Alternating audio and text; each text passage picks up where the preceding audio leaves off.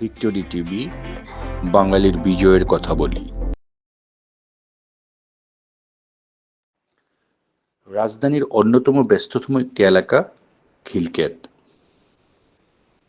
খিলক্ষেত এলাকায় MRT-1 প্রকল্পের রাস্তা খোঁড়াখুড়ির কাজ চলছে, যার পরিপ্রেক্ষিতে খিলক্ষেত এলাকায় তীব্র জনজটের সৃষ্টি হয়।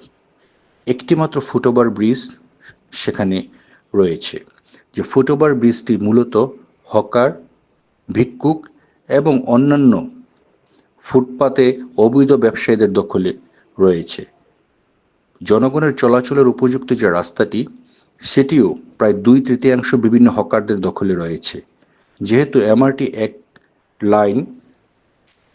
MRT-1 প্রকল্পের কার্যক্রম চলমান রয়েছে, সেখানে এই বিপুল জনগোষ্ঠী শুধুমাত্র একটি ফুটওভার ব্রিজ ব্যবহার করে এবং ফুটপাত ব্যবহার করে যে নির্বিঘ্নে চলাচলের যে ব্যবস্থা, সেটি দারুণভাবে ব্যাহত হচ্ছে।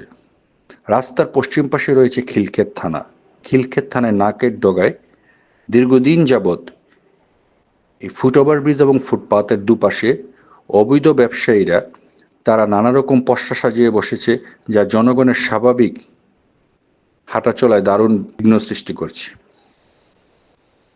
উক্ত এলাকায় যে রেল ক্রসিংটি রয়েছে, রেল ক্রসিংয়ের উপরেও অস্থায়ী বাজার বসাতে সেটি যে কোনো সময় বড় ধরনের দুর্ঘটনা ঘটতে পারে।